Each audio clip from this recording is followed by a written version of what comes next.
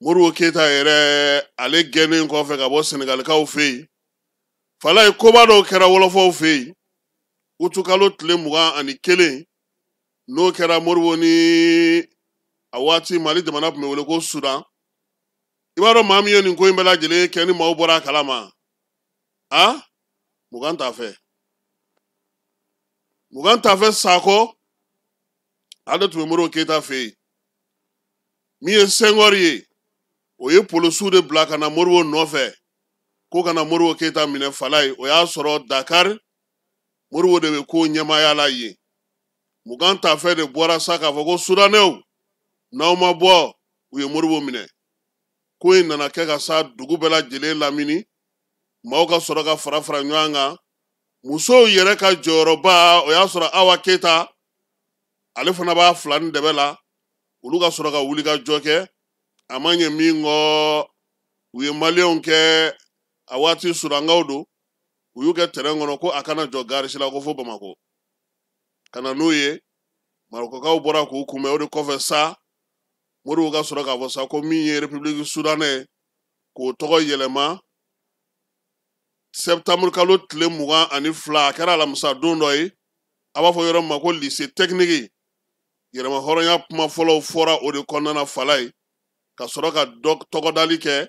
jamana tɔgɔ ka kɛ Mali ye ka wuli ka jɔ kɛ jɔnjɔn k'o falen ka se ka armée fana sigi sen kan ka baaraw kɛ dɔɔni dɔɔni o baara min kɛra Modibo Keita n'a jɛɲɔgɔnw fɛ o san 65 o de ye ɲinan ye o la sa min ye fɔlɔ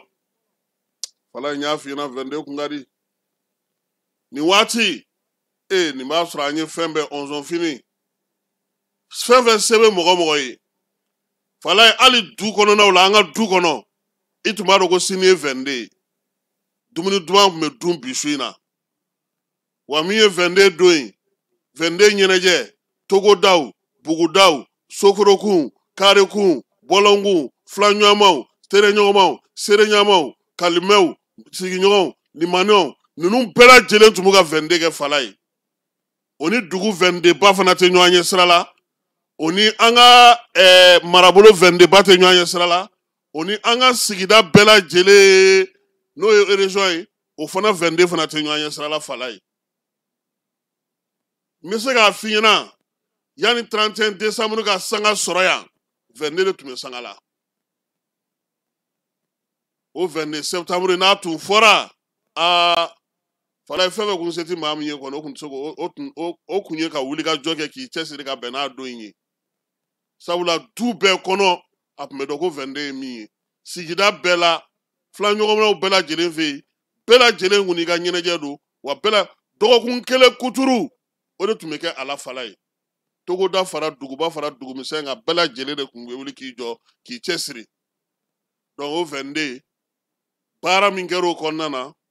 ɲinan an kun famana min ma kosɛbɛ kabini Musa Tile bɔra a la o kun ye ka 22 kɛ boulevard de l'Indépendance la n'o ye yɛrɛma hɔrɔnya yɛrɛ tɔgɔla bɔlɔnba ye Bamakɔkurakaw Wɔlɔfɔbugukaw Daravela Bolibanakaw Wɔlɔfɔbugu Bolibanakaw Bamakɔkurakaw olu bɛɛ lajɛlen jɛlen don bɔlɔnba kelen min na Falaye ko sini k'an ka ɲɔgɔn sɔrɔ yen nka yan'o cɛ baara kan ka kɛ cogo min kunun ko général de corps d'armée Sadio Kamara ale taara i ɲɛ da kɛnɛ ka Falaye baara in laɲini min kɛra jamana ɲɛmaaw fɛ ɲinan o ye k'a fɔ 22 an bɛ segin a kan an tɛ sɛgɛn an tɛ ɲinɛ armée ka fɛti tɛ Falaye Mali ka fɛti don Mali ka yɛrɛma hɔrɔnya fɛti don o la kunun ko Sadio Kamara ale sera place de l'Indépendance la ka taa lajɛ 22 yɛrɛ bɛna kɛ cogo di mun ni mun sigira sen kan sa min ye sɔrɔdasiw ka taama cogow ye sɔrɔdasiw ka bɔ ɲɔgɔnna cogow ye maliden minnu fana bɛ yen n'o ye société civile maaw ye jamanadenw yɛrɛ bɛna t'u sigi cogo min na ka ɲɛnajɛ in lajɛ Falaye min ye pankuruw ye a bɛɛ lajɛlen Sadio taara i ɲɛ d'a kan a selen kɛnɛ kan u taara don mɔbili kɔnɔ mɔbili min n'an b'a fɔ o ma ko voiture de commandement i b'a dɔn k'a fɔ ko sini baro kɛlɛtigi ale ni Sadio k'a fɔ ale ni Asimi olu de bɛ don o kɔnɔna na Sadio yi jɔ fɔlɔ Asimi yɛrɛ jɔyɔrɔ la fɔlɔ Fala ye fɛn fɛn kan ka kɛ sabu sini ale jɔlen filɛ cogo min na nin ye sini Asimi de bɛ jɔ nin jɔyɔrɔ in na kɛlɛkɛcɛw bɛ tɛmɛ cogo min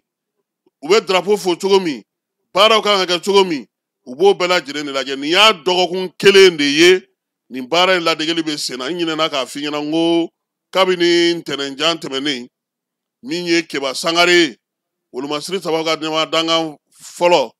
ale de taara ka taa yɔrɔ bɛɛ lajɛlen lajɛ fɔlɔ baaraw bɛ kɛ cogo min ale y'o don fɔlɔ ta kɛ o kɔfɛ faraɲɔgɔnkan filanan o kɛra baro kɛlɛtigi ale ka baara ye kununko ta kun ye Sadio ye k'a lajɛ k'a bɛɛ sigira sen kan pewu dugudenw minnu kan ka tɛmɛ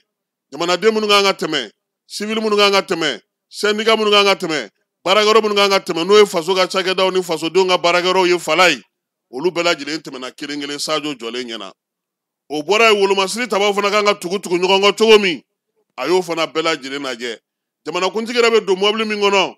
ni ale ni baro kɛlɛtigi fila de bɛ don a kɔnɔ sini sabula président ani chef d'état-major olu de bɛ don pankuru in kɔnɔna na Fala ye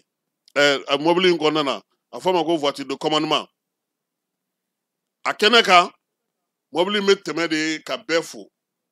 o la a bɛ sɔrɔ ka tuuru cɛ ka na i jɔ ka jigin jamanakuntigi yɛrɛ bɛ na ka sɔrɔ ka na i jɔ o ye jɔli de daminɛlen sa de Fala ye anw dɔw kɔni b'an sigi nka Asimi bɛ jɔ sini dɛ n'a jɔra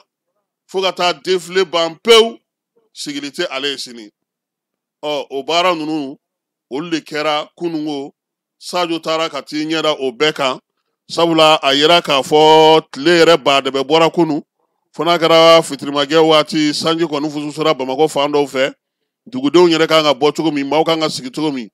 Fala ye ko fana ko ka min fɔ mɔgɔw ye an tɛ sɛgɛn an tɛ ɲinɛ o la o ye soli ka wuli aw yɛrɛ ta fɔra aw ye ka ban journaliste fɛn fɛn b'a la min fɔra aw ye aw b'o dɔn 6 heures du matin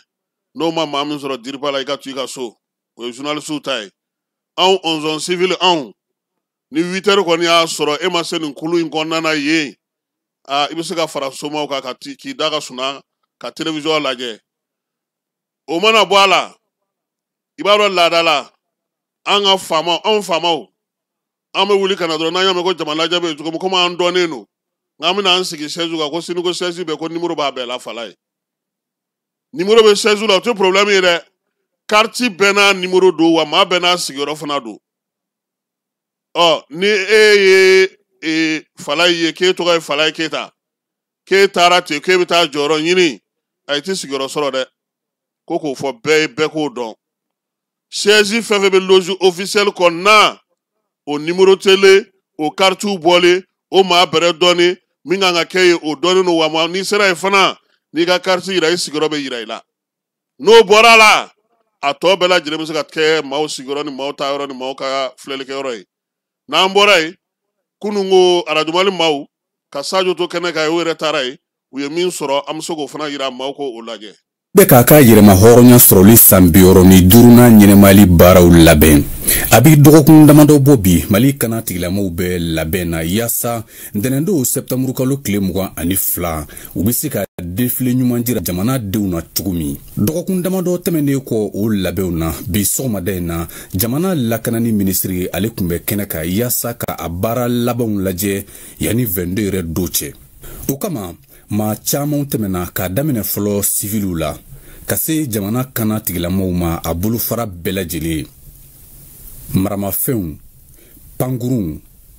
o ni a ɲɔgɔnna caman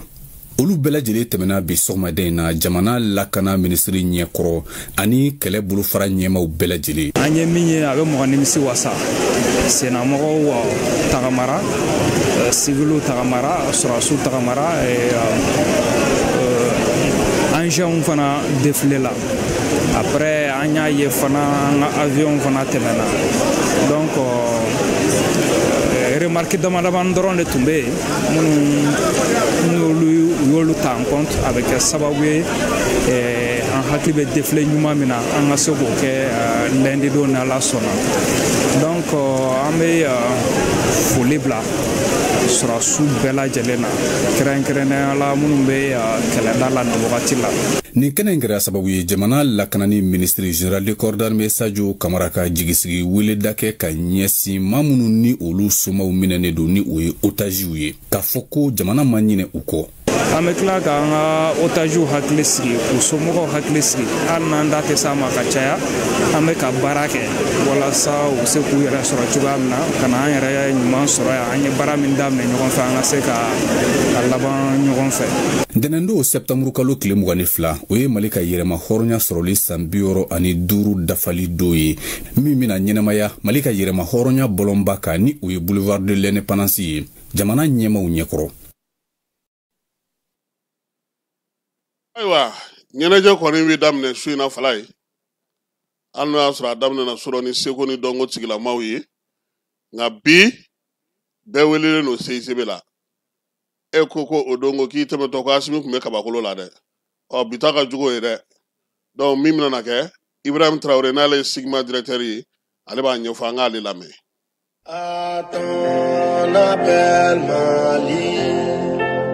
Pour ta prospérité. Le Mali fête ce lundi 22 septembre 2025 le 65e anniversaire de son accession à l'indépendance. Pour marquer l'événement, cette année, un spectacle de drone vous sera proposé dans la soirée du 21 septembre à 21h au Centre international de conférence de Bamako.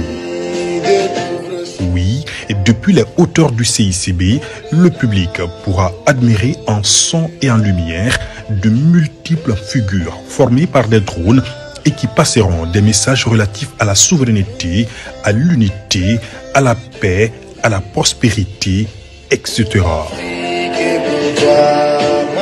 Ce spectacle de drone, prévu le 21 septembre 2025 au Centre international de conférence de Bamako à 21h, est organisé en prélude au grand défilé sur le boulevard de l'Indépendance.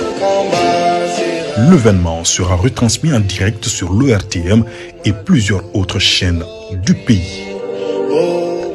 Bonne fête d'indépendance à toutes et à tous.